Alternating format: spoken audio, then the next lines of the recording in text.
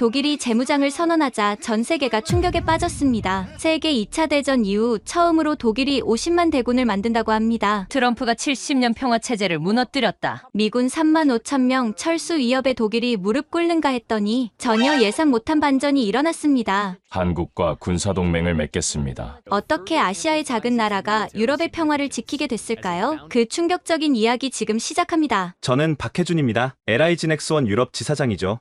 전직 육군정보장교 출신으로 독일 베를린에서 5년째 근무 중이었습니다. 그날 새벽 6시 35분 인터컨티넨탈 호텔 23층 제 방 창문 너머로 이상한 불빛들이 보였습니다. 처음엔 헬리콥터인 줄 알았어요. 하지만 너무 많았습니다. 하나, 둘, 셋, 25, 26, 30대가 넘었습니다. 검은 드론들이 편대를 이루어 베를린 상공을 가로지르고 있었어요. 브란덴부르크 문 위를 지나 독일 연방의회 건물로 향했습니다. 제 심장이 멈추는 것 같았습니다. 정보장교 시절 훈련받았던 모든 감각이 비명을 질렀어요. 전쟁이다. 즉시 휴대폰을 꺼냈습니다. 독일 국방부 조달청장 한스 밀러에게 전화를 걸었어요. 신호음이 길게 이어졌습니다. 한스, 지금 일어나. 드론이야. 러시아 드론이 베를린 상공에 있어. 뭐라고? 박, 지금 무슨 소리를? 한스의 목소리가 떨렸습니다. 창밖을 봐. 당장. 전화 너머로 한스가 헐떡이는 소리가 들렸습니다. 마인 고트. 이건 침공이야. 드론들은 독일 의회 건물 50m 상공에서 멈췄습니다. 그리고 호버링을 시작했어요. 마치 조롱하듯이 원을 그리며 돌았습니다. 붉은 불빛이 깜빡였어요. 카메라였습니다. 그들은 촬영하고 있었어요. 박, 이건 시험이야. 한스가 낮은 목소리로 말했습니다. 러시아가 우리를 시험하는 거야. 우리가 얼마나 무력한지 보여주려는. 그때 독일 공군 유로파이터 2대가 굉음을 내며 상공을 지나갔습니다. 하지만 드론들은 꿈쩍도 안 했어요. 전투기들은 그저 주변을 선회할 뿐이었습니다. 격추 명령이 없었던 거죠. 제 손에서 휴대폰이 떨어질 뻔했습니다. 이건 단순한 도발이 아니었어요. 계산된 모욕이었습니다. 러시아는 독일이, 아니 나토가 아무것도 할 수 없다는 걸 전 세계에 보여주고 있었어요. 15분 후 온라인 속보가 터지기 시작했습니다. 정체불명의 드론 30여 대가 베를린 상공에 출현했습니다. 독일 정부는 긴급 안보회의를 소집했습니다. 하지만 저는 알고 있었어요. 정체불명이 아니었습니다. 러시아제 오를란텐 드론이었어요. 우크라이나 전장에서 수없이 봤던 그 드론들이었습니다. 한스가 다시 전화를 걸어왔습니다. 박, 국방부로 와줄 수 있어? 지금 당장. 무슨 일이야? 미국이 우리를 버렸어. 택시를 타고 비렐름 슈트라세로 향하는 동안 드론들은 여전히 베를린 상공을 배회하고 있었습니다. 택시 기사가 라디오 볼륨을 높였어요. 속보입니다. 트럼프 대통령이 유엔 총회에서 나토 동맹국들에게 최후 통첩을 보냈습니다. 제 가슴이 철렁 내려앉았습니다. 최악의 시나리오가 현실이 되고 있었어요. 국방부 건물에 도착했을 때 입구는 이미 기자들로 가득했습니다. 러시아 드론이 맞습니까? 독일은 어떻게 대응할 겁니까? 미국의 지원은 있습니까? 경비를 뚫고 들어간 회의실은 아수라장이었습니다. 군 장성들, 정부 관료들, 그리고 몇몇 외국 무관들이 모여 있었어요. 모두의 얼굴이 창백했습니다. 한스가 저를 구석으로 불렀습니다. 박, 상황이 심각해. 러시아가 칼리닝그라드에 이스칸데르 미사일을 배치했어. 최소 100기 이상이야. 100기? 제가 놀라서 물었습니다. 베를린까지 7분이면 도달해. 우리는 무방비야. 그때 회의실 정면 스크린의 CNN 속보가 떴습니다. 트럼프 대통령이 연단에 서 있었어요. 회의실의 모든 시선이 스크린에 고정됐습니다. 전 세계가 이 순간을 지켜보고 있었습니다. 그의 첫마디가 독일의 운명을 결정짓는 순간이었습니다. 트럼프가 유엔 총회 연단에서 말했습니다. 나토는 실패했습니다.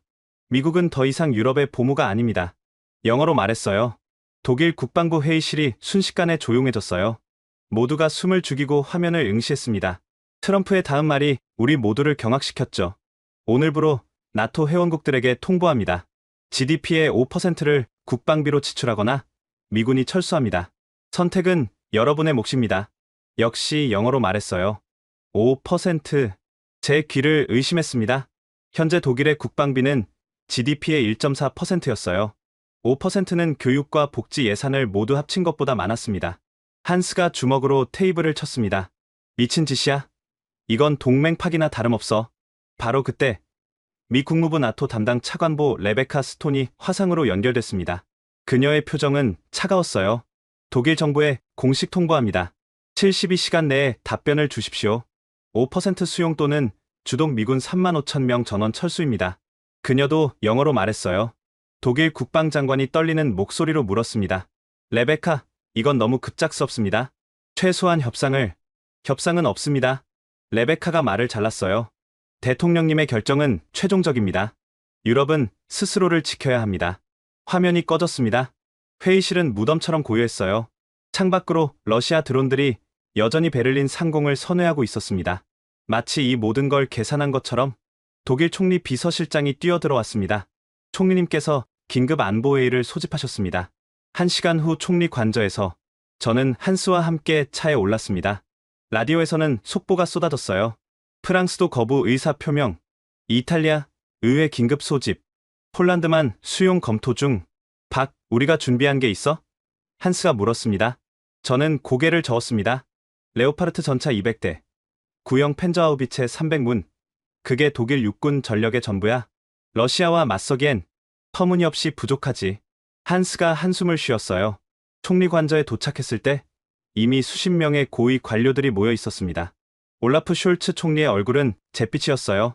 여러분, 우리는 1945년 이후 최대 위기에 직면했습니다. 총리가 무거운 목소리로 말했습니다. 러시아는 우리 수도 상공에 드론을 띄웠고 미국은 우리를 버렸습니다. 재무장관이 손을 들었어요. 총리님, 5%는 불가능합니다. 독일 경제가 붕괴됩니다. 그럼 대안이 뭡니까? 국방장관이 반문했습니다. 러시아에 굴복합니까? 논쟁이 격해졌습니다. 누군가는 중립을 주장했고 누군가는 프랑스와의 동맹을 제안했어요. 하지만 모두가 알고 있었죠. 미국 없는 나토는 무의미했습니다. 그때 정보부장이 태블릿을 들어 보였습니다. 방금 확인된 정보입니다. 러시아가 수발키 회랑에 기갑사단 2개를 배치했습니다.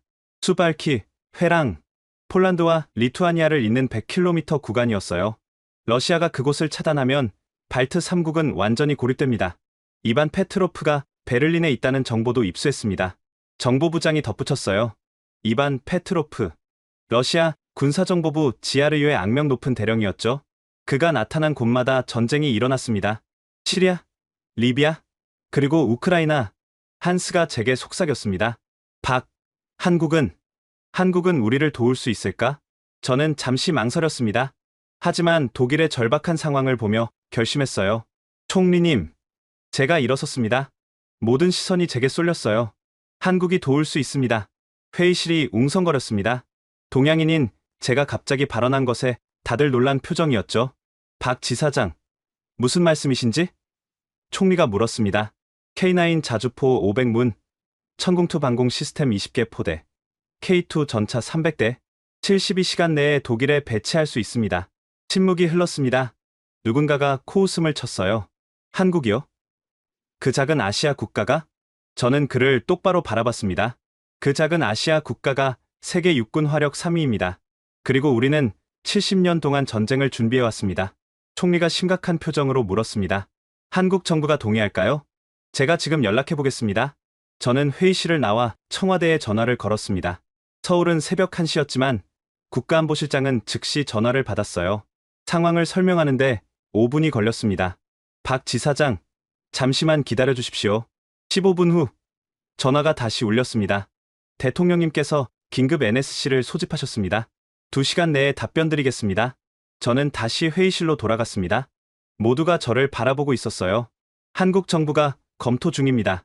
2시간 내에 답변을 준다고 했습니다. 그 순간 누군가가 창밖을 가리켰습니다. 드론들이 사라졌어. 정말이었습니다. 30대의 러시아 드론이 흔적도 없이 사라졌어요. 하지만 우리 모두 알고 있었죠. 이건 시작에 불과했습니다. 새벽 2시, 저는 여전히 독일 총리 관저에 있었습니다. 한국의 답변을 기다리며 초조한 시간이 흐르고 있었죠. 그때 한스가 제 어깨를 두드렸습니다. 밖에서 누가 너를 찾아. 관저 후문으로 나가니 검은 벤츠가 기다리고 있었어요. 창문이 내려지자 낯익은 얼굴이 보였습니다. 이반 페트로프였어요. 박중령, 오랜만이네요. 그가 유창한 영어로 말했습니다. 시리아, 이후 처음이죠. 제 등골이 서늘해졌습니다. 5년 전 시리아에서 정보 수집 중 마주쳤던 러시아 GRU 대령이었어요. 뭘 원하는 거죠? 제가 물었습니다. 산책이나 할까요? 브란덴부르크 문까지. 역사적인 곳이잖아요. 역시 영어로 말했어요. 거절할 수 없는 제안이었습니다. 그를 따라 걸으며 베를린의 새벽 거리를 걸었어요. 도시는 기묘하게 고요했습니다. 독일이 무너지면 다음은 한국이에요. 페트로프가 담담하게 말했습니다. 미국은 이미 유럽을 버렸고 아시아도 버릴 겁니다. 그래서요? 러시아와 협력하세요. 우리는 한국을 존중합니다. 기술력도, 군사력도 인정해요. 하지만 독일을 돕는다면 그가 말을 멈추고 하늘을 가리켰습니다. 아까 그 드론들 인상적이었죠? 그건 예고편이었어요. 본편은 칼리닝그라드에 있습니다. 이스칸데르 미사일 말이군요. 페트로프가 웃었습니다. 역시 정보가 빠르시네요. 하지만 그것만이 아니에요. 킨잘 극초음속 미사일 50기도 배치했습니다. 베를린까지 4분이면 충분해요. 브란덴부르크 문 앞에 도착했습니다. 한때 분단의 상징이었던 이곳이 다시 위기의 중심이 된 것이 아이러니했죠. 박중령, 현명한 선택을 하세요. 페트로프가 명함을 건넸습니다. 72시간, 시간이 많지 않아요. 그가 떠난 후 저는 즉시 한스에게 전화했습니다. 이반을 만났어. 러시아가 본격적으로 움직이기 시작했어. 뭐라고 했는데? 킨자를 배치했대. 50기. 전화 너머로 한스의 거친 숨소리가 들렸습니다. 그럼 우린 끝난 거야. 바로 그때 제 휴대폰에 서울에서 전화가 왔습니다. 국가안보실장이었어요. 박 지사장님, 대통령님의 결정이 나왔습니다. 심장이 미친 듯이 뛰었습니다. 한국은 독일을 돕겠습니다. K9 500문, 천궁투 20개 포대, K2 300대, 즉시 수송 개시합니다. 순간 다리에 힘이 풀렸어요. 감사합니다. 정말 감사합니다. 그리고 박 지사장님, 대통령님께서 직접 전하라고 하신 말씀이 있습니다. 뭐라고 하셨습니까? 한국은 1950년 한국전쟁 때 독일 의료지원단의 은혜를 잊지 않았다. 이제 우리가 갚을 차례다. 전화를 끊고 총리 관저로 뛰어갔습니다. 새벽 3시, 긴급회의가 다시 소집됐어요. 총리님, 한국이 지원을 결정했습니다. 회의실이 술렁거렸습니다. 숄츠 총리가 일어섰어요. 정말입니까? 조건은 뭡니까? 조건은 없습니다. 무상 지원입니다. 다만 기술 이전과 향후 공동 개발을 제안했습니다. 재무장관이 의심스럽게 물었습니다. 왜죠? 한국이 왜 우리를 돕습니까? 저는 70년 전 역사를 설명했습니다. 한국전쟁 당시 서독이 보낸 의료지원단이 수많은 한국인을 살렸다는 것을, 그리고 분단국가의 아픔을 공유하는 나라로서의 연대감을. 하지만 러시아가 가만히 있을까요? 국방장관이 우려했습니다. 그래서 더 빨리 움직여야 합니다. 제가 강조했습니다. 한국 공군 수송기들이 이미 이륙 준비 중입니다. 12시간이면 첫 물자가 도착합니다. 총리가 강요들을 둘러봤습니다. 투표하겠습니다. 한국의 지원을 받아들이는 것에 동의하시는 분? 하나둘 손이 올라갔습니다. 만장일치였어요. 그럼 다음 문제입니다. 총리가 심각한 표정으로 말했습니다. 재무장을 할 것인가? 무거운 침묵이 흘렀습니다. 14년 만에 독일이 다시 징병제를 부활시킨다는 것. 역사적 결정이었죠. 바로 그때 정보부장이 뛰어들어왔습니다. 긴급 상황입니다. 러시아 공수부대 2개 사단이 벨라루스로 이동 중입니다. 지도가 펼쳐졌습니다. 벨라루스에서 독일 국경까지는 불과 600km. 러시아가 본격적으로 압박을 시작한 거였어요. 더 이상 망설일 시간이 없습니다. 국방장관이 주먹을 쥐었습니다. 재무장하지 않으면 우리는 끝입니다.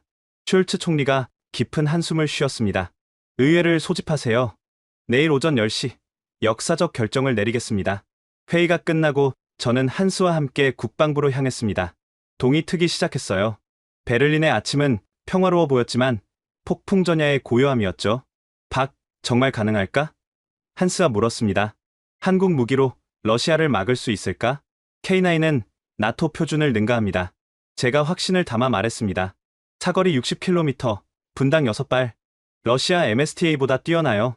하지만 시간이, 지금 한국에선 C-17 수송기 50대가 대기 중입니다. 48시간 내에 모든 장비가 도착할 겁니다.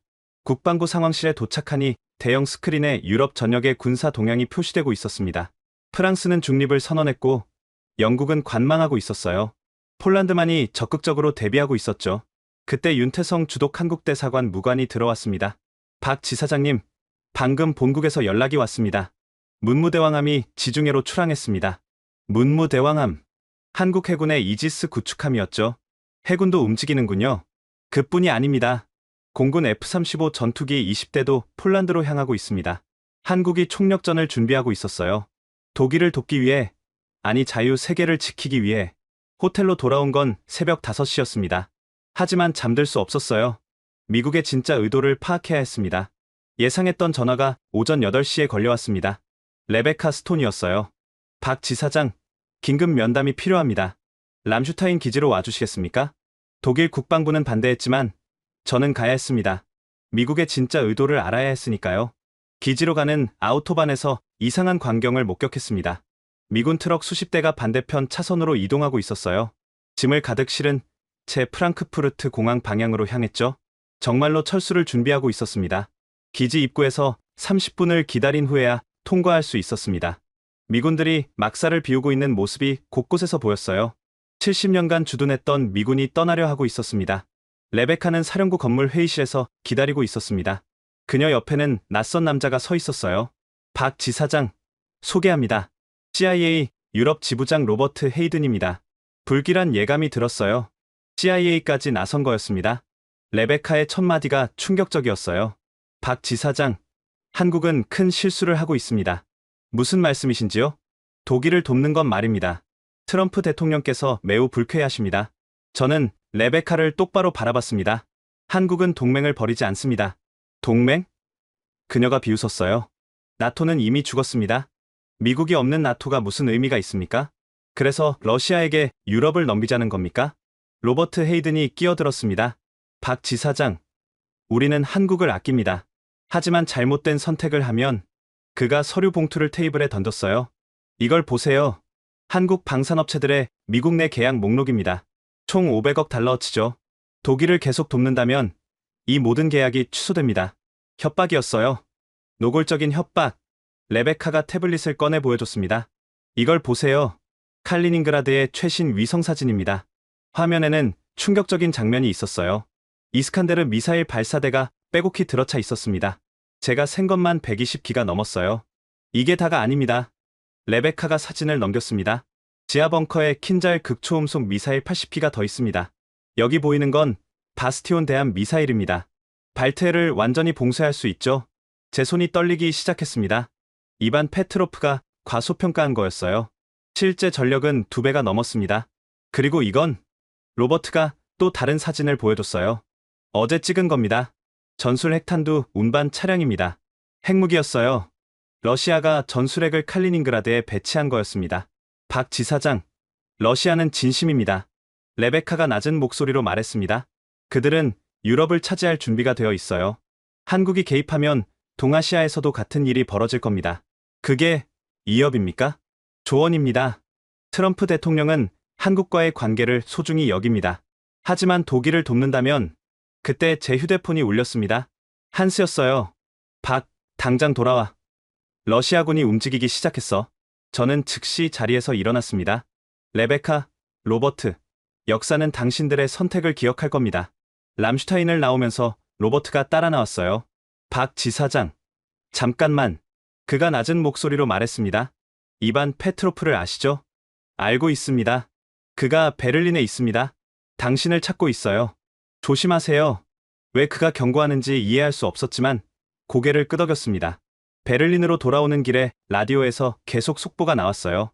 러시아 서부 군관구 전 병력의 동원령, 벨라루스 국경에 집결 중. 베를린 외곽에 도착했을 때 하늘에서 굉음이 들렸습니다. 올려다보니 대형 수송기들이 편대를 이루어 날아가고 있었어요. 동체에 선명한 태극 마크가 보였습니다. 한국 공군이었어요. C-17 글로브 마스터와 C-130 수송기들이 끝없이 이어졌습니다. 최소 30대는 넘어 보였어요. 국방부에 도착하자마자 한스가 저를 상황실로 끌고 갔습니다. 첫 번째 수송기가 테겔 공항에 착륙했어. K9 자주포 12대가 내려오고 있어. 대형 스크린에 실시간 영상이 떴습니다. 거대한 수송기에서 K9 자주포가 하나둘 나오고 있었어요. 독일 군인들이 환호하는 모습이 보였습니다. 이게 끝이 아니야. 윤태성 무관이 들어왔습니다. 두 번째 편대가 1시간 후 도착합니다. 천궁2 시스템을 싣고요. 바로 그때 정보부 요원이 뛰어들어왔습니다. 칼리닝그라드에서 미사일 발사 준비 징후가 포착됐습니다. 상황실이 순식간에 긴장으로 가득 찼어요. 스크린에 칼리닝그라드의 실시간 위성 영상이 떴습니다. 이스칸데르 발사대들이 움직이고 있었어요. 목표를 분석 중입니다. 정보 분석관이 키보드를 두드렸습니다. 탄도 계산 결과 베를린입니다. 목표는 베를린. 한스가 창백해졌습니다. 얼마나 시간이 있지? 발사하면 7분입니다. 그 순간 제가 결심했습니다. 천궁2를 즉시 배치해야 합니다. 지금, 당장. 하지만 아직 설치도 안 했는데 한국 운용 요원들이 함께 왔습니다. 그들은 20분이면 발사 준비를 마칠 수 있어요. 독일 국방장관이 상황실로 들어왔습니다. 총리님께서 결정하셨습니다. 모든 권한을 한국 측에 위임한다고. 저는 즉시 한국 운용팀에 연락했습니다. 긴급 전개 명령. 천궁2를 브란덴부르크 문 광장에 배치하라. 25분 후 놀라운 광경이 펼쳐졌습니다. 브란덴부르크 문 앞에 천궁2 발사대가 설치되고 있었어요. 한국 군인들이 일사불란하게 움직였습니다. 독일 시민들이 모여들기 시작했어요. 그때 이반 페트로프에게서 문자가 왔습니다. 인상적이네요. 하지만 천궁2 20개로 이스칸데르 120기를 막을 수 있을까요? 저는 답장을 보냈습니다. 해보면 알겠죠. 그리고 또 다른 문자를 보냈어요. 그런데 이반, 당신도 알고 있겠지만 우리에겐 비밀 무기가 있습니다. 블러핑이군요. 오늘 저녁 10시 슈플의 강변에서 만나면 보여드리죠. 도발이었지만 시간을 벌 필요가 있었어요. 오후 2시 독일 의회가 소집됐습니다. 숄츠 총리가 연단에 섰어요. 저와 한스는 방청석에서 지켜봤습니다. 의원 여러분, 독일은 기로에 서 있습니다. 총리의 목소리가 의회를 가득 채웠습니다. 우리는 선택해야 합니다. 굴복할 것인가? 싸울 것인가? 야당 대표가 일어났습니다. 총리, 우리는 전범국입니다. 다시 무장한다는 것은 우리는 이미 사과했고 반성했습니다. 총리가 단호하게 말했습니다. 하지만 이제는 우리 스스로를 지켜야 할 때입니다. 저녁 10시, 저는 약속대로 슈플의 강변으로 향했습니다. 위험했지만 정보를 얻을 기회였어요. 이반이 기다리고 있었습니다. 그의 뒤에는 경호원 2명이 서 있었어요. 박중령, 한국이 왜 독일을 돕는지 이해가 안 되는군요. 분단의 아픔을 아는 나라끼리의 연대입니다. 이반이 웃었어요. 감상적이군요. 현실을 보세요. 그가 스마트폰을 꺼냈습니다. 화면에는 시뮬레이션 영상이 재생됐어요. 보세요. 박중령, 이스칸데르가 발사되면 어떻게 되는지. 영상 속에서 미사일들이 베를린을 향해 날아갔습니다. 7분 후 도시가 불바다가 됐죠. 천궁으로 몇 발이나 막을 수 있을까요? 10발? 20발? 우리는 120발을 동시에 쏠 수 있어요. 저는 침착하게 대답했습니다. 한국은 북한의 300발 동시 공격도 상정하고 있습니다. 120발은 아침 운동이죠. 이반의 표정이 굳어졌어요. 허세는 그만두세요. 한국이 가진 천궁2는 20개의 포대뿐입니다. 맞습니다. 하지만 저는 일부러 말을 멈췄어요. 우리에겐 다른 게 있죠. 다른 것? 곧 보여드리겠습니다. 이반이 제 어깨를 잡았어요. 박중령, 마지막 기회입니다. 한국은 물러나세요. 이건 유럽의 일이지 아시아의 일이 아닙니다. 틀렸습니다, 이반. 제가 그의 손을 치웠어요. 이건 자유 세계 전체의 일입니다. 오후 3시 독일 의회가 한창 토론 중일 때 제 휴대폰에 청와대 직통 전화가 걸려왔습니다. 대통령 비서실장이었어요. 박 지사장님, 대통령님께서 직접 통화하시겠답니다. 잠시 후 대통령의 목소리가 들렸습니다. 박 지사장, 현지 상황은 어떻습니까? 러시아가 본격적으로 위협하고 있습니다. 하지만 독일이 결단을 내리지 못하고 있습니다. 미국의 반응은요? 레베카 스톤을 만났습니다. 트럼프 행정부는 우리의 개입을 원하지 않습니다. 경제 보복을 암시했습니다. 잠시 침묵이 흘렀습니다. 그리고 대통령이 말했어요. 박 지사장, 지금부터 제가 하는 말을 독일 총리에게 전해주십시오. 말씀하십시오. 한국은 1953년 정전 이후 70년간 전쟁을 준비해왔습니다. 우리는 누구보다 전쟁의 참혹함을 알고 그래서 평화의 소중함을 압니다. 독일이 결단한다면 한국은 끝까지 함께할 것입니다. 알겠습니다, 대통령님. 그리고 박 지사장, 방금 국무회의에서 결정했습니다. 독일에 대한 무기 지원을 무상해서 장기 차관으로 전환합니다. 30년 상환, 무이자입니다. 놀라운 조건이었습니다. 사실상 무상 지원이나 다름없었죠. 추가로 K2 전차 500대와 FA-50 전투기 50대도 지원하겠습니다. 대통령님, 그 정도 규모면 우리 전력의 4분의 1입니다. 알고 있습니다. 하지만 유럽이 무너지면 다음은 아시아입니다. 우리는 여기서 막아야 합니다. 전화를 끊고 저는 즉시 의회로 뛰어갔습니다. 경비병들이 막았지만 한스가 나와서 절 데려갔어요. 긴급 상황입니다. 제가 외쳤습니다. 한국 대통령의 메시지를 전해야 합니다.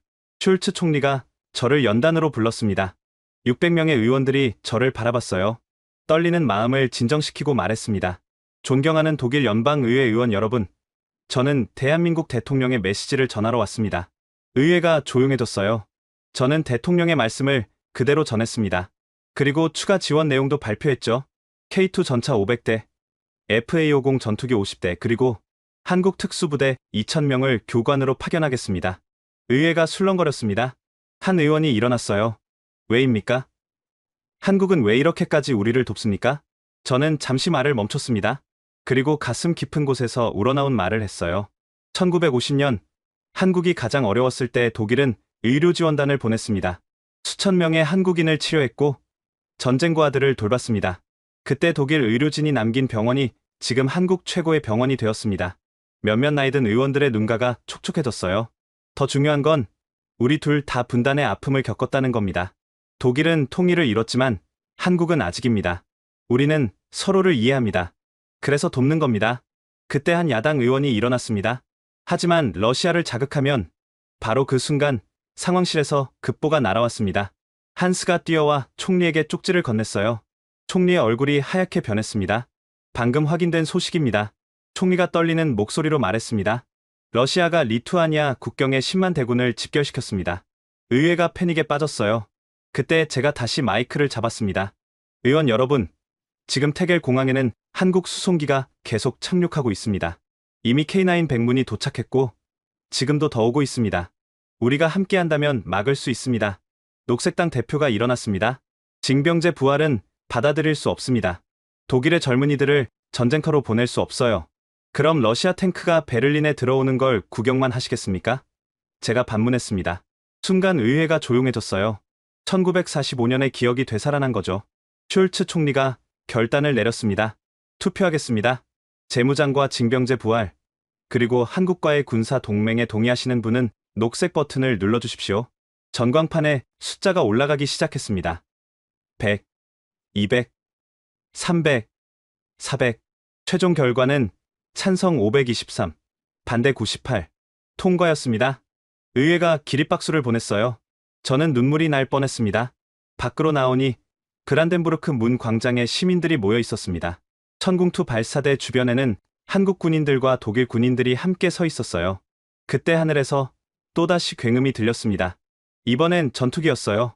F-35 스텔스 전투기 편대가 베를린 상공을 선회했습니다. 태극 마크가 선명했죠. 한 독일 노인이 제게 다가왔습니다. 당신이 한국에서 온 사람입니까? 네, 그렇습니다. 정말 우리를 지켜줄 수 있나요? 러시아를 막을 수 있나요? 저는 천궁투를 가리켰습니다. 이 시스템은 북한 미사일을 수백 발 요격했습니다. 러시아 미사일도 막을 수 있어요. 그녀의 눈에 눈물이 고였습니다. 우리 할아버지가 한국전쟁 참전 용사예요. 운전병이었죠. 이제 한국이 우리를 돕는군요. 역사의 아이러니였습니다. 70년의 세월이 흘러 입장이 바뀐 거죠. 저녁 6시, 긴급 작전 회의가 소집됐습니다. 독일군 수뇌부와 한국 군사 고문단이 한자리에 모였어요. 현재 상황입니다. 독일 합참의장이 지도를 펼쳤습니다. 러시아군 10만이 리투아니아 국경에 있고 칼리닝그라드의 미사일은 언제든 발사 가능합니다. 우리 전력은? 한스가 물었습니다. 독일군 현역 18만, 예비군 3만, 전차 200대, 자주포 100문, 턱없이 부족했습니다. 한국군 장비를 포함하면? 제가 물었어요. K2 500대, K9 500문, 천궁투 20개 포대, 그리고 윤태성 무관이 덧붙였습니다. 내일 도착할 K21 다연장 로켓 100대를 포함하면 화력에서는 러시아와 대등합니다. 문제는 병력입니다. 독일 육군 참모총장이 우려했어요. 장비는 있는데 다룰 사람이 없어요. 그래서 징병제가 필요한 겁니다. 숄츠 총리가 들어왔습니다. 내일부터 18세에서 25세 남녀 모두 징집합니다. 목표는 1년 내 50만 군대입니다. 야심찬 계획이었지만 시간이 문제였죠. 한국 교관들이 도와드리겠습니다. 제가 말했습니다. 우리는 징병제를 70년간 운영했습니다. 노하우를 전수하겠습니다. 그때 정보부 요원이 뛰어들어왔습니다. 푸틴이 연설합니다.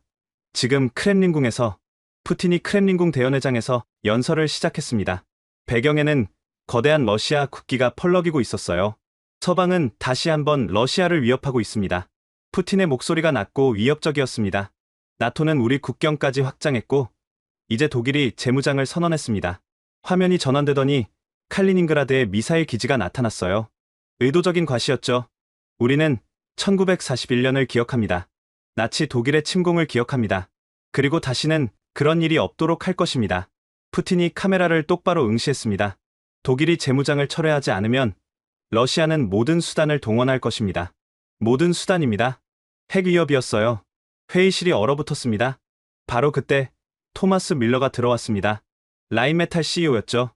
독일 최대 방산업체의 수장이 초췌한 얼굴로 나타났어요. 총리님, 말씀드릴 게 있습니다. 밀러 사장, 무슨 일입니까? 토마스가 서류 뭉치를 테이블에 던졌습니다. 이게 우리 라인메탈의 실제 생산 능력입니다. 서류를 펼쳐보니 충격적이었어요. 레오파르트 전차 연간 생산 능력 50대, 자주포는 30문. 1년 걸려야 그 정도였습니다. 이게 현실입니다. 토마스가 한숨을 쉬었어요. 우리는 10년 동안 평화 배당금에 취해 있었습니다. 방산 라인을 줄였고 숙련공들을 해고했습니다. 그럼 증산은 불가능합니까? 국방장관이 물었습니다. 최소 2년은 걸립니다. 새 공장을 짓고 인력을 훈련시키고. 하지만 러시아는 기다려주지 않겠죠? 한스가 제게 속삭였습니다. 한국은 어떻게 그렇게 빨리 무기를 생산하지? 제가 설명했어요. 한국은 전시 체제를 유지하고 있습니다. 현대로템은 K2 전차를 월 30대 생산할 수 있고 하나는 K9을 월 50문 만들 수 있어요. 토마스가 저를 바라봤습니다. 박 지사장님, 솔직히 말씀드리겠습니다. 우리가 한국에서 배워야 합니다. 독일의 자존심이었던 라인메탈 CEO의 고백이었어요. 기술 이전을 요청합니다. 토마스가 머리를 숙였습니다. 한국의 생산 시스템, 품질 관리, 그리고 무엇보다 신속한 대응 체계를 배우고 싶습니다. 숄츠 총리가 끼어들었습니다. 밀러 사장, 그럼 라인메탈이 한국 기업과 합작한다는 겁니까? 그것만이 유일한 길입니다. 토마스가 단호하게 말했어요. 한국은 이미 폴란드에 K2 1000대를 수출했습니다. 우리가 지지부진하는 동안 한국은 유럽 시장을 석권했어요. 야당 대표가 반발했습니다. 독일 방산업의 자존심은 어떻게 되는 겁니까? 자존심? 토마스가 쓴웃음을 지었어요. 자존심으로 러시아 탱크를 막을 수 있습니까? 우크라이나 전쟁에서 뭘 봤습니까? 우리가 보낸 레오파르트는 절반이 파괴됐지만 폴란드가 보낸 한국산 K2는 거의 살아남았습니다. 충격적인 사실이었어요. 저도 몰랐던 내용이었죠. 토마스가 노트북을 열었습니다. 이걸 보십시오. 한국 K9의 우크라이나 전장 성과입니다. 영상이 재생됐어요. K9이 러시아 포병 진지를 정확히 타격하는 장면이었습니다. 명중률이 놀라웠죠. 사거리 60km, MRSI 다탄두, 분당 6발. 토마스가 설명했습니다. 우리 PH-2000은 사거리 40km, 분당 3발입니다. 게임이 안 됩니다. 독일 육군 참모총장이 물었습니다. 한국 무기의 정비는 어떻습니까? 제가 대답했습니다. 한국 정비팀 500명이 내일 도착합니다. 24시간 정비 체제를 구축할 겁니다. 그리고 저는 잠시 멈췄다가 말했어요. 모든 매뉴얼을 독일어로 번역 완료했습니다. 이미 6개월 전부터 준비했어요. 6개월 전부터? 총리가 놀랐습니다. 러시아의 위협이 커지는 걸 보고 대비했습니다. 한국은 항상 최악을 대비합니다. 그게 우리가 살아남은 이유죠. 그때 윤태성 무관이 들어왔습니다. 박 지사장님, 문무대왕함이 발트해에 진입했습니다. 이지스 구축함이 발트해에 들어온 거였어요. 러시아 해군에 대한 명확한 메시지였죠. 토마스가 일어섰습니다. 총리님, 결정해 주십시오. 라인메탈과 한화의 합작을 승인해 주십시오. 공장을 함께 짓고 기술을 공유하고 유럽 방위를 위해 협력하게 해주십시오. 숄츠 총리가 강요들을 둘러봤습니다. 반대 의견 있습니까? 아무도 반대하지 않았어요. 현실 앞에서 자존심은 사치였죠. 승인합니다. 총리가 선언했습니다. 독일과 한국의 방산 협력을 전면 허용합니다. 토마스가 제게 손을 내밀었어요. 박 지사장님, 잘 부탁합니다. 라인메탈의 150년 역사상 가장 중요한 결정일 겁니다. 저는 그의 손을 잡았습니다. 함께 유럽을 지킵시다. 밤 10시, 저는 한스와 함께 브란덴부르크 문으로 나갔습니다. 광장에는 시민들이 모여 있었어요. 천궁2 발사대를 구경하는 사람들, 한국 군인들과 사진을 찍는 아이들, 한 젊은 독일 여성이 다가왔어요. 당신들이 한국에서 왔나요? 네, 그렇습니다. 정말 우리를 지켜줄 수 있나요? 러시아를 막을 수 있나요? 저는 천궁2를 가리켰습니다. 이 시스템은 북한 미사일을 수백 발 요격했습니다. 러시아 미사일도 막을 수 있어요. 그녀의 눈에 눈물이 고였습니다. 우리 할아버지가 한국전쟁 참전 용사예요. 운전병이었죠. 이제 한국이 우리를 돕는군요. 역사의 아이러니였습니다. 70년의 세월이 흘러 입장이 바뀐 거죠. 새벽 4시, 저는 독일군 수송기를 타고 리투아니아로 향했습니다. 최전선 상황을 직접 확인해야 했어요. 한스와 독일군 정예 부대원 50명이 동행했습니다. 비행 중 한스가 제게 물었어요. 박, 정말 러시아와 맞설 수 있을까? 우리 병력은 턱없이 부족한데. 한국전쟁 때도 그랬습니다.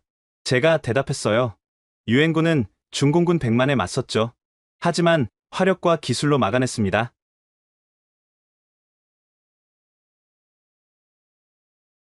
하지만 시간이 없어요. 러시아군이 국경에서 20km까지 전진했습니다. 그가 태블릿을 보여줬어요. 여기 보세요. 드론으로 찍은 실시간 영상입니다. 화면에는 끝없이 이어지는 러시아군 종대가 보였습니다. T-90M 전차, BMP-3 장갑차, MSTA 자주포, 최소 3개 기계화 사단은 되어 보였어요. 우리는 즉시 전방으로 이동했습니다. 수발키 회랑으로 가는 길목이었죠. 차창 밖으로 폴란드에서 온 한국산 K2 전차들이 보였어요. 폴란드가 K2 200대를 보냈습니다. 리투아니아 장군이 설명했어요. 한국 전차 덕분에 그나마 버티고 있습니다. 우리가 탄 장갑차가 갑자기 멈췄습니다. 전방에서 폭발음이 들렸어요. 러시아 포격입니다. 운전병이 외쳤습니다.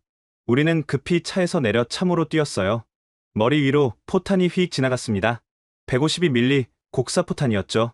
최전방 관측소에 도착했을 때 숨이 멎을 것 같았습니다. 쌍안경으로 보니 러시아군 전차들이 빼곡히 늘어서 있었어요. T-90M 전차만 500대는 넘어 보였습니다. 저기 보세요. 한스가 가리켰습니다. 이스칸데르 발사대다. 정말이었어요. 이동식 미사일 발사대 수십 개가 포진해 있었습니다. 그때 한국군 포병 장교가 다가왔습니다.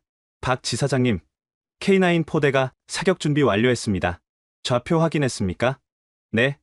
드론과 위성으로 실시간 추적 중입니다. 러시아 포병 진지 43개소 식별했습니다. 저는 망설이지 않았어요. 사격 개시하십시오. 바로 그때 굉음과 함께 지평선에서 불기둥이 솟았습니다. 한국에서 공수된 K9이 사격을 시작한 거였어요. 사거리 60km, 러시아 포병을 능가합니다. 포병 장교가 외쳤습니다. 첫 일제 사격에서 508이 동시에 발사됐어요. 20초 후 러시아 진지에서 거대한 폭발이 일어났습니다. 탄약고에 직격한 거였죠. 응사가 시작됐습니다. 러시아 그라드 로켓이 하늘을 가득 메웠어요. BM-21 그라드는 40발을 동시에 발사하는 다연장 로켓이었죠. 엄폐! 누군가 외쳤습니다. 하지만 그 순간 기적이 일어났어요. 천궁2가 작동했습니다. 하늘에서 불꽃이 터졌어요. 천궁2가 러시아 로켓을 요격한 거였습니다. 40발 중 38발이 공중에서 폭발했어요. 완벽에 가까운 방어였죠. 놀랍군. 리투아니아 장군이 감탄했습니다. 이스라엘 아이언돔보다 뛰어난 것 같은데? 제가 설명했습니다. 천궁2는 동시에 40개의 목표를 추적하고 20개를 동시 요격할 수 있습니다. 북한과의 대치로 개발된 시스템이죠. 실전에서 증명된 겁니다. 그때 무전기에서 긴급 보고가 들어왔습니다. 러시아 공수부대가 헬기로 접근 중 약 30대 미리-14 하인드 공격 헬기와 밀-8 수송 헬기들이 저공으로 날아오고 있었어요. 한스가 창백해졌어요. 대공 무기가... 걱정 마세요. 제가 무전기를 들었습니다. 비오 자주대 공포. 즉시 대응하라. 한국에서 긴급 공수한 비오가 포문을 열었습니다. 30mm 기관포가 하늘을 수놓았어요. 예광탄이 마치 레이저처럼 뻗어나갔죠. 러시아 헬기 2대가 즉시 추락했습니다. 하나는 공중에서 폭발했고 다른 하나는 불타며 숲속으로 떨어졌어요. 나머지 헬기들이 급선회에 도망갔어요. 한국 무기의 위력이 대단하군요. 리투아니아 장군이 인정했습니다. 하지만 저는 알고 있었어요. 이건 시작에 불과했습니다. 러시아의 본격적인 공격은 아직 시작되지 않았죠. 오전 10시 폴란드군이 도착했습니다. 그들이 가져온 건 모두 한국산 무기였어요. K2 전차 100대, 크랩 자주포 50문, 그리고 천마 대공 미사일, 폴란드 지휘관이 저를 찾았어요. 박 지사장님, 폴란드군입니다. 우리도 모두 한국 무기로 무장했습니다. 폴란드군의 K2 운용은 어떻습니까? 완벽합니다. 우크라이나 전선에서 러시아 T-90을 압도했어요. 특히 야간 전투 능력이 뛰어납니다. 정오가 되자 전선이 이상하게 조용해졌어요. 포격도 멈추고 러시아군의 움직임도 없었습니다. 폭풍전의 고요군요. 한스가 말했어요. 바로 그때였습니다. 지평선 너머에서 검은 점들이 나타났어요. 수백 개의 점들이 하늘을 가득 메웠습니다. 드론이다. 관측병이 외쳤어요. 러시아의 란셋 자폭 드론 수백 대가 우리를 향해 날아오고 있었습니다. 천궁투로는 소형 드론 요격이 리투아니아 장군이 우려했어요. 하지만 저는 미소 지었습니다. 한국은 북한 드론에 시달려왔습니다. 대비책이 있어요. 제가 무전기를 들었어요. 대드론 제밍 시스템 가동. 그리고 레이저 대공 무기 발사 준비. 한국이 극비리에 개발한 레이저 무기가 작동했습니다. 보이지 않는 빗줄기가 드론들을 하나씩 태워버렸어요. 300대 중 280대가 추락했습니다. 살아남은 20대도 제밍에 걸려 엉뚱한 곳으로 날아갔어요. 오후 2시 충격적인 소식이 전해졌습니다. 미국이 한국에 경제 제재를 시작했다는 거였어요. 트럼프가 한국산 반도체 수입을 중단시켰습니다. 윤태성 무관이 긴급 보고했어요. 삼성과 SK 하이닉스 제품 전면 금수입니다. 한스가 분노했습니다. 미친 짓이야. 동맹을 돕는 걸 제재한다고? 하지만 더 놀라운 소식이 이어졌어요. 유럽연합이 긴급 성명을 발표했습니다. 정보관이 보고했습니다. 미국의 제재에 동참하지 않겠다고. 오히려 한국산 반도체 수입을 2배로 늘리겠답니다. 독일 총리의 결단이었어요. 프랑스, 이탈리아, 스페인이 모두 동의했다는 겁니다. 저녁 6시, 수발키 회랑 방어선에서 역사적인 장면이 펼쳐졌습니다. 한국산 K9 500문이 일제히 포문을 열었어요. 목표, 러시아 집결지, 포병 지휘관이 명령했습니다. 500문의 K9이 동시에 포탄을 발사했습니다. K315 정밀 유도 포탄이었어요. 각 포탄이 다른 목표를 향해 날아갔죠. 20km 전방에서 거대한 폭발이 일어났어요. 러시아군 연료 집적소, 탄약고, 지휘소가 동시에 타격받았습니다. 러시아군이 후퇴하기 시작했습니다. 믿을 수 없어. 리투아니아 장군이 말했어요. 러시아군이 물러나다니. 그때 포로가 된 러시아군 대위가 끌려왔습니다. 그의 말이 충격적이었어요. 우리 사단장이 도망갔다. 한국 포병의 정확도가 무서워서 우리는 이런 화력을 경험한 적이 없다. 하지만 저는 불안했습니다. 러시아가 이렇게 쉽게 물러날 리 없었어요. 밤 9시. 제 예감이 맞았습니다. 정보부에서 긴급 보고가 왔어요. 칼리닝그라드에서 이스칸데르 미사일 발사 준비 완료. 목표는 베를린과 바르샤바. 순간 지휘소가 얼어붙었습니다. 얼마나 시간이 있지? 한스가 물었어요. 발사하면 7분입니다. 저는 즉시 베를린의 천궁투 부대에 연락했습니다. 최대 요격 준비. 모든 시스템 가동하라. 그리고 한국 해군에도 연락했어요. 문무대왕함. 즉시 요격 태세. 긴장의 순간이었습니다. 모두가 숨을 죽이고 기다렸어요. 10분, 20분, 30분. 1시간이 지나고 2시간이 지났습니다. 그리고 자정이 되었을 때 놀라운 소식이 전해졌습니다. 푸틴이 철수 명령을 내렸습니다. 정보관이 외쳤어요. 러시아군이 국경에서 50km 후퇴합니다. 도대체 무슨 일이 일어난 걸까요? 새벽 2시, 비밀이 밝혀졌습니다. 한국 특수부대가 칼리닝그라드 인근에서 극비 작전을 수행했던 거예요. KF-16 전투기 스텔스 모드로 침투, 이스칸데르 기지 상공에서 전자전을 펼쳤습니다. 윤태성 무관이 보고했어요. 러시아 레이더가 30분간 마비됐고 그들은 공포에 빠졌죠. 기술의 승리였습니다. 러시아는 자신들의 방공망이 무력화된 것을 보고 철수를 결정한 거였어요. 다음날 아침, 그 이유가 더 명확해졌습니다. 중국이 러시아에 경고한 거였어요. 시진핑이 푸틴에게 전화했답니다. 윤태성 무관이 보고했어요.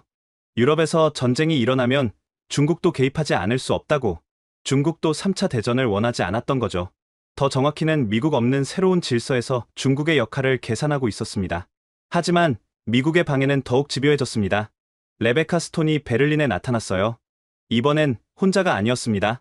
미 국무장관과 국방장관까지 동행했죠. 독일 총리 관저에서 열린 회담에 저도 참석했습니다. 회의실 분위기는 싸늘했어요. 레베카의 첫 마디가 충격적이었어요. 독일은 큰 실수를 하고 있습니다. 한국과 손잡는 것은 미국을 배신하는 겁니다. 숄츠 총리가 단호하게 대답했습니다. 미국이 먼저 우리를 버렸습니다. 그건 오해입니다. 트럼프 대통령은 단지 공정한 분담을 원할 뿐입니다. GDP 5%가 공정한 분담입니까? 슐츠 총리가 테이블을 쳤습니다. 그건 착취입니다. 미 국무장관이 끼어들었어요. 총리님, 감정적으로 대응하지 마십시오. 우리는 협상할 준비가 되어 있습니다. 무슨 협상입니까? 3%로 낮추겠습니다. 대신 한국과의 군사협력을 중단하십시오. 독일 외무장관이 코웃음을 쳤습니다. 이제 와서 협상이라니. 러시아 드론이 우리 수도 상공을 날아다닐 때 미국은 어디 있었습니까? 레베카가 서류를 꺼냈어요. 한국이 독일에 무기를 계속 지원하면 미국은 한국에 대한 모든 군사협력을 중단할 겁니다. 그게 위협입니까? 제가 끼어들었습니다. 현실입니다. 박 지사장. 레베카가 차갑게 말했어요. 주한미군 28,000명이 철수하면 한국은 어떻게 되겠습니까? 순간 회의실이 조용해졌어요. 이건 직접적인 협박이었습니다. 하지만 제가 대답하기 전에 슐츠 총리가 일어섰습니다. 톤 차관보, 당신은 착각하고 있습니다. 이제 미국 없이도 살 수 있습니다. 한국과 유럽이 손잡으면. 레베카가 비웃었어요. 한국과 유럽? 미국의 기술과 자본 없이? 바로 그때 독일 재무장관이 태블릿을 들어 보였습니다. 방금 확인했습니다. 유럽중앙은행이 한국과의 통화 스와프를 5천억 유로로 확대했습니다. 그리고 그가 화면을 넘겼어요. 중국, 일본, 인도가 한국-유럽 방위협력을 지지한다고 발표했습니다. 미 국방장관의 얼굴이 붉어졌어요. 이건 미국에 대한 배신입니다. 배신? 슐츠 총리가 정면으로 맞섰습니다. 70년간 독일을 지켜준 미국에 감사합니다. 하지만 이제 우리를 버린 것도 미국입니다. 레베카의 얼굴이 창백해졌어요. 미국이 고립되고 있었던 겁니다. 미 국무장관이 마지막 카드를 꺼냈습니다. 독일이 이 길을 계속한다면 우리는 독일 기업의 미국 내 자산을 동결할 겁니다. 폭스바겐, BMW, 메르세데스, 모두요. 이건 경제전쟁 선포였어요. 하지만 독일 경제장관이 웃었습니다. 그러세요. 우리도 애플, 구글, 아마존의 유럽 사업을 재검토하겠습니다. 팽팽한 신경전이 계속됐어요. 그때 제 휴대폰이 울렸습니다. 워싱턴에서 걸려온 전화였어요. 발신자는 놀랍게도 미 상원 군사위원장이었습니다. 잠시 실례하겠습니다. 저는 복도로 나갔어요. 박 지사장님? 저는 톰 코튼 상원의원입니다. 무슨 일로? 트럼프가 미쳤습니다. 미 의회는 대통령의 일방적 결정을 지지하지 않습니다. 놀라운 소식이었어요. 미국 내부에서도 분열이 시작된 거였습니다. 상원은 한국 독일 협력을 지지합니다. 우리가 할 수 있는 건 제한적이지만 최소한 방해는 하지 않겠습니다. 정말입니까? 공화당 상원의원 30명이 동의했습니다. 트럼프의 나토 포기는 미국의 자살 행위입니다. 전화를 끊고 회의실로 돌아갔을 때 분위기가 바뀌어 있었어요. 레베카가 자리에서 일어나고 있었습니다. 후회하실 겁니다. 미국을 적으로 만들면 미국은 적이 아닙니다. 숄츠 총리가 단호하게 말했어요. 하지만 더 이상 주인도 아닙니다. 미국 대표단이 나간 후 회의실에는 묘한 해방감이 흘렀어요. 70년간의 종속 관계가 끝난 순간이었죠. 한스가 샴페인을 가져왔습니다. 이제 진짜 독립이야. 하지만 저는 불안했어요. 트럼프가 이대로 물러설 리 없었거든요. 저녁 7시. 제 예감이 맞았습니다. CNN에서 트럼프의 긴급 연설이 시작됐어요. 미국 국민 여러분, 오늘 저는 중대 발표를 합니다. 트럼프의 얼굴이 화면에 가득 찼습니다. 독일과 한국이 미국을 배신했습니다. 영어로 말했어요. 그가 서류를 들어 보였어요. 오늘부로 행정명령을 발동합니다. 한국과 독일의 모든 기업에 대해 제재를 시작합니다. 하지만 다음 순간 놀라운 일이 벌어졌어요. 생방송 중에 누군가가 스튜디오로 들어왔습니다. 마이크 펜스 부통령이었어요. 대통령님, 이건 불법입니다. 펜스가 카메라 앞에서 말했습니다. 의회 동의 없는 일방적 제재는 위헌입니다. 트럼프의 얼굴이 불그락불그락했어요. 넌 해임이야. 역시 영어로 말했어요. 부통령은 해임할 수 없습니다. 펜스가 침착하게 말했습니다. 그리고 방금 상하원 지도부가 긴급 회동을 했습니다. 대통령의 명령을 거부하기로 했습니다. 방송이 갑자기 끊겼어요. 미국 정치 사상 초유의 사태였습니다. 10분 후 폭스 뉴스에서 속보가 나왔어요. 미 하원 트럼프 탄핵 절차 개시 투표 예정. 미국이 스스로 무너지고 있었습니다. 그날 밤 베를린 전역에서 축제가 벌어졌어요. 시민들이 거리로 쏟아져 나왔습니다. 독일은 자유다. 미국 없어도 산다. 한국 고맙다. 브란덴부르크 문 앞에는 수만 명이 모였어요. 누군가가 거대한 태극기를 걸었습니다. 독일 국기와 나란히 펄럭였죠. 한 독일 청년이 마이크를 잡았어요. 오늘은 독일의 진정한 독립 기념일입니다. 그리고 한국은 우리의 진정한 친구입니다. 환호성이 터져 나왔어요. 저는 한스와 함께 군중 속에 서 있었습니다. 박, 이게 현실이야? 한스가 물었어요. 현실이야. 그리고 이제 시작이야. 자정이 가까워올 때 또 다른 속보가 전해졌습니다. 나토 회원국 긴급회의 소집, 미국 없는 새로운 방위 체제 논의, 정말로 새로운 시대가 열리고 있었습니다. 미국의 시대가 끝나고 다극화 시대가 시작되는 순간이었죠. 다음날 아침, 워싱턴에서 충격적인 소식이 전해졌습니다. 미 합참의장 사임, 트럼프의 나토 포기 명령 거부, 미군 수뇌부까지 트럼프를 등진 거였어요. 펜타곤 대변인이 성명을 발표했습니다. 미군은 헌법과 동맹에 충성합니다. 대통령의 불법 명령은 따르지 않겠습니다. 사실상 군사 쿠데타 직전의 상황이었죠. 그때 한국에서 전화가 왔어요. 국가안보실장이었습니다. 박 지사장님, 상황이 급변하고 있습니다. 일본이 우리 편에 섰습니다. 일본이요? 네. 기시다 총리가 방금 발표했습니다. 한국 독일 동맹을 적극 지지한다고. 그리고요? 미일 안보 조약 재검토를 시사했습니다. 미국이 동맹을 포기한다면 일본도 제거하겠다고. 도미노가 무너지기 시작했어요. 미국이 스스로 판 무덤에 빠지고 있었습니다. 이틀 후 뉴욕 유엔 총회에서 역사적인 순간이 펼쳐졌습니다. 저는 한국 대표단과 함께 참석했어요. 프랑스 대통령이 먼저 연단에 섰습니다. 오늘 우리는 새로운 안보 체제를 선언합니다. 그가 문서를 들어 올렸어요. 유럽 27개국과 영국이 공동 성명을 발표합니다. 미국 없는 새로운 방위 동맹을 출범시킵니다. 총회장이 술렁거렸어요. 트럼프 대통령의 얼굴이 화면에 잡혔는데 믿을 수 없다는 표정이었죠. 독일 총리가 이어서 발언했습니다. 우리는 한국을 전략적 파트너로 초청합니다. 한국의 기술과 경험이 새로운 동맹의 핵심이 될 것입니다. 그때 한국 대통령이 연단에 섰어요. 저는 자랑스러웠습니다. 대한민국은 자유와 민주주의를 지키는 모든 국가와 함께할 것입니다. 우리는 70년간 전쟁을 준비했고 이제 평화를 지킬 준비가 되었습니다. 박수가 터져 나왔어요. 하지만 미국 측 좌석은 텅 비어 있었습니다. 트럼프와 그의 참모들이 퇴장한 거였죠. 그날 저녁 놀라운 발표가 이어졌습니다. 한국 독일 방위 협정 체결.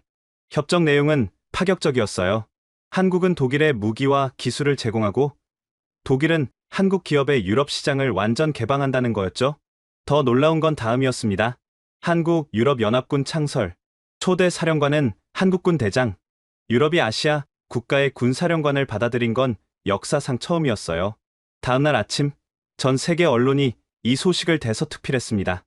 미국 패권의 종말, 한국 유럽 동맹의 탄생, 트럼프의 오판이 만든 새 질서. 하지만 트럼프는 포기하지 않았어요. 그는 최후의 카드를 꺼냈습니다.